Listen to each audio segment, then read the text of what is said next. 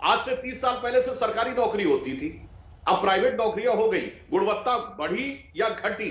ये बताइए। 20-22 साल पहले टेलीफोन सिर्फ सरकारी मिलता था, सांसद कोटा होता था टेलीफोन का, गैस का कोटा होता था टेलीफोन का। प्राइवेट सेक्टर आए, सबको टेलीफोन मिला, बीएसएनएल बंद तो नहीं हो गया, मगर सबको मिल जानी चाहिए उदारीकरण का लाभ। किसान बेचारा बधुआ बना रहना चाहिए।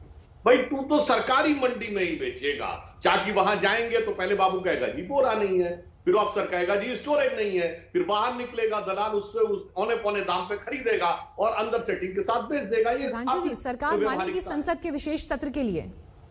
अगर किसान सड़क पर है, लगातार ये गुहार लगा रहा है कि हमें सुनिए, हमसे बात करिए, संसद का सत्र बुलाइए, ये एक ऐसा मुद्दा है जिस पर सारे दलों को एक साथ चर्चा करने की जरूरत है, क्योंकि सिर्फ बीजेपी या कांग्रेस की सरकार की बात नहीं है। किसान की बदहाली क्या है वो तो पूरे देश ने देखा है। दशकों किसान ने कैसे अपनी जिंदगी गुजार दी।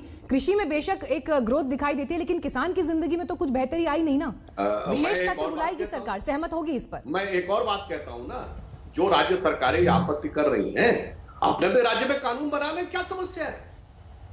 राज्यों को कानून बनाने से कोई रोक नहीं है। पंजाब के कह दे कि एमएसपी से नीचे कानूनन अपराध होगा, जेल हो जाएगी। किसान के लिए भाई संसद का विशेष सत्र क्यों नहीं आ सकता? सुधांशु जी, संसद में देखिए, मैं एक बात कह रहा हूं, विशेष सत्र क्या, हम सब कुछ करने को तैयार है। सरकार संजीदगी के साथ, संवेदनशीलता के साथ। संसद में ही पास हुआ था, दूरदर्शन और टीवी चैनल पे सीधा प्रसारण देखा था। नहीं, एक सुधांशु जी देखिए, आप जब ये कह रहे हैं ना, सुधांशु जी जब आप ये कह रहे हैं कि संसद में ही पास हुआ था, देश ने वो तस्वीर देखी थी कि राज्यसभा से बिल कैसे पास हुआ, और उसी वजह से जो बाकी सांसद रात भर बैठे, रात भर धरना दिया, उसी बात पर नाराजगी थी कि संसद जो कि डेमोक्रेसी का मंदिर है, लोकतंत्र का मंदिर है, वहां चर्चा नहीं हुई, डिस्कशन नहीं हुए।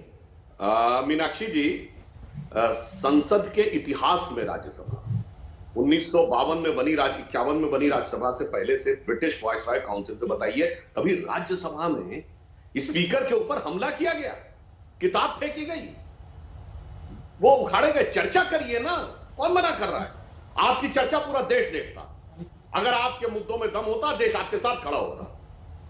स्पीकर पे आप हिंसात्मक हमला करेंगे और फिर आप कहेंगे हम लोकतंत्र की बात करते हैं।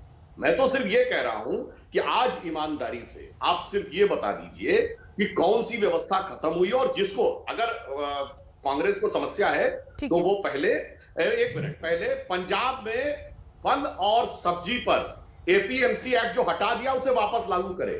फल और सब्जी की बिक्री कम नहीं होती, किसान लगभग बराबर है जितने दलहन उगाते हैं उसके। फिर ये कहे कि मैंने अपने मैनिफेस्टो में बिंदु कुमार साधना जी इस पर जवाब देंगे, एपीएमसी एक्ट समाप्त करेंगे, उसे भी विड्रॉ करें और हम माफी मांगते हैं कि हमने गलत बोल दिया था, हमने जो लिखा अब आगे से उस पर भरोसा मत करिएगा। हम तैयार हैं डिस्कशन करने के लिए। साधना जी